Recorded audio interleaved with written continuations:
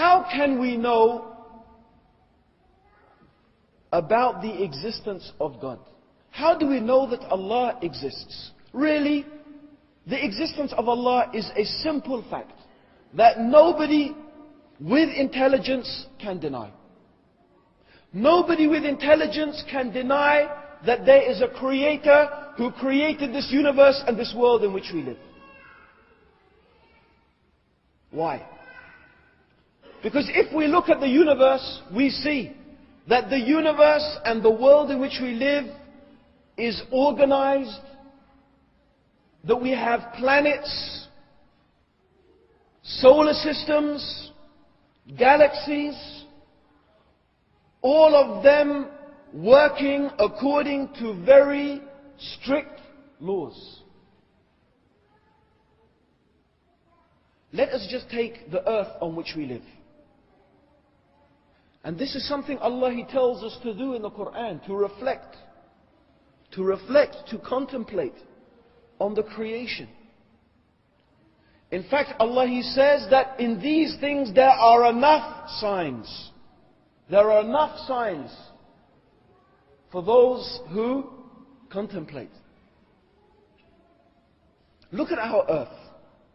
We live on a planet that science tells us today, the earth rotates on its axis once every 24 hours. So the sun is shining, we can imagine that's the sun, and the earth is turning on its axis. So when this bit of the earth is facing the sun, it is day, and the other part of the sun, the other part of the earth is away from the sun, that is the night. So the earth turns on its axis once every 24 hours. Imagine if the earth was spinning very slowly. Very slowly. So instead of the earth spinning on its axis once every 24 hours, it spun on its axis once every 20 years.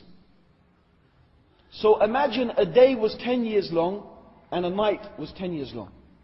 Yes? Because the earth is spinning slowly. What would happen? One part of the earth's surface would always be exposed, at least for 20 years, to the sun. And the other part would be in the shade for 10 years.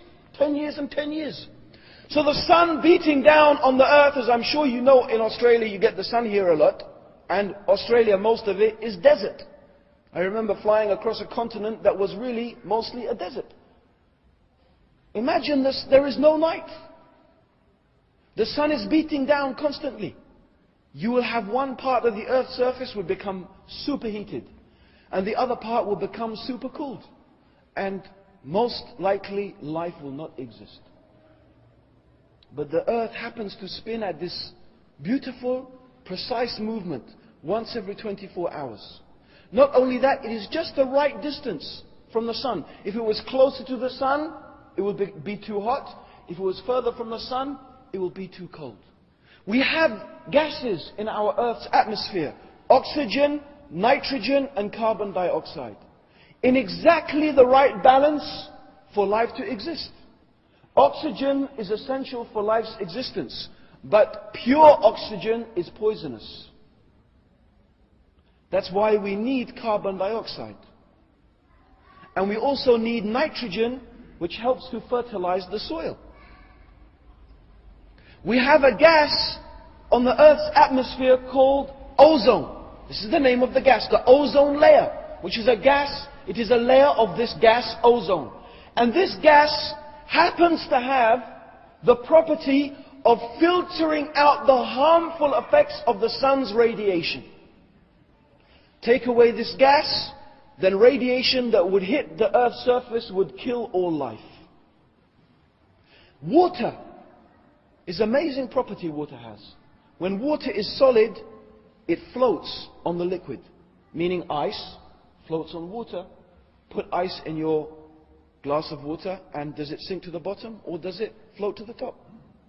Icebergs, do they sink to the bottom of the sea or they float on the top? They're on the top. But this is only with water. With other materials, it is the opposite. The solid sinks to the bottom of the liquid. But imagine if water had the property of all other materials. Imagine if solid water sank instead of floated. Then every river would be frozen from the bottom, the seas would be frozen from the bottom, and life would not exist. And we can look and look and look, and what we find everywhere is this precision. Everything is constructed according to a fantastic plan. If we talk about our eyes, our brain, our ears, the animals, the trees, the plants, how they all exist in this symbiotic relationship, each one relying upon the other, you will see what a beautiful, balanced mechanism that we live in. How do we explain this? We have to ask some questions. Where did it come from? Where did it come from? Did it come from nothing? Now you see, we talk about universal principles. You see, all human beings, all of us everywhere, we understand certain things. We have a shared set of principles we all understand. Yes? For example, it doesn't matter where you go to Turkey, to Lebanon, to England, to Australia, to the South Pole, North Pole, wherever you go, and you ask a human being,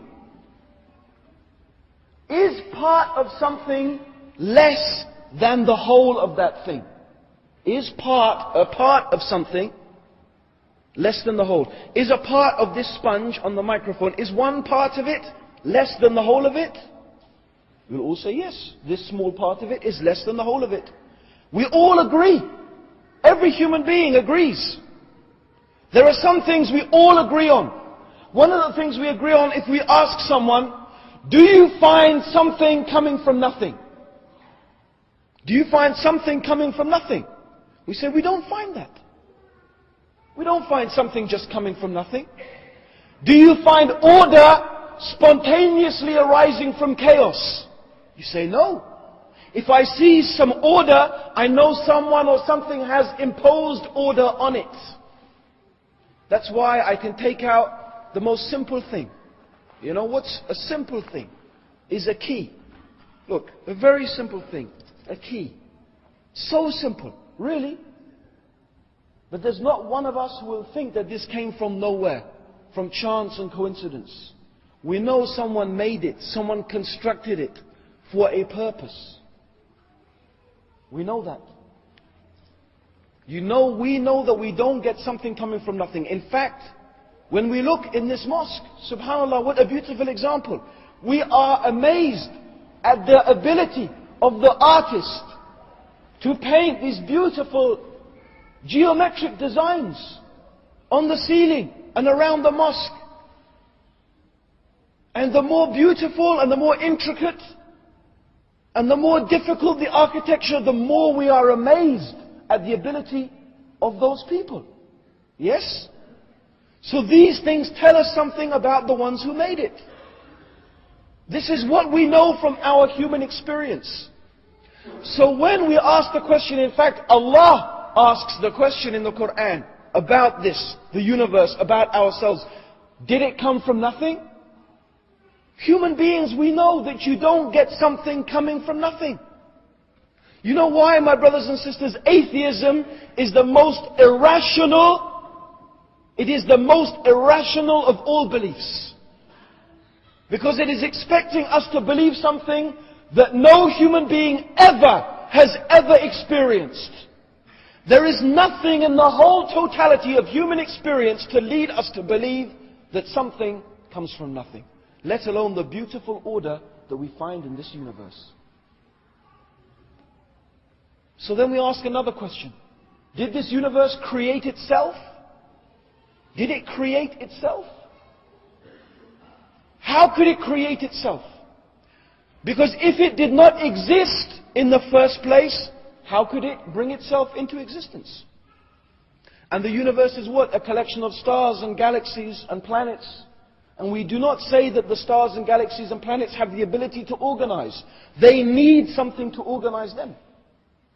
So it could not have created itself. Are we the creators of it? No. Because we ourselves need a creator. we ourselves need a creator. So what is the answer? The answer is that there must be one who has created this universe and brought it into existence. And there could not be two of such gods. Because otherwise you will not find order, you will find chaos. So my brothers and sisters, you see that the first thing Islam is teaching us is something about God. But that is not all. Because we can understand that Allah, this God, His nature must be different from the creation. The Creator must be different from the creation. The Creator must be different from the creation. Why? Because if Allah or the Creator was the same as the creation, then Allah would need a Creator.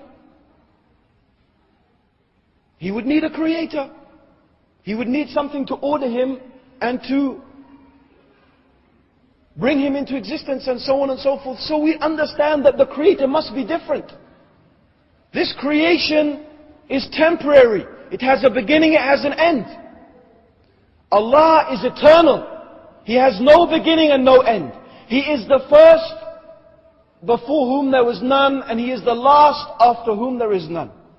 This universe is needy. It needs Allah to sustain it. It needs Allah to make it exist and keep on existing. But Allah is Al-Hayyul Qayyum. He is the living, He is the self-subsisting. He is As-Samad. He is As-Samad. He is the one upon whom all things depend, and He depends upon nothing. All of this, my brothers and sisters, we could understand with our minds, without even opening a book. Which religion teaches you this about God? Which religion teaches you that there is one God who is different from and separate from the creation? Who brought it into existence? And everything depends upon Him.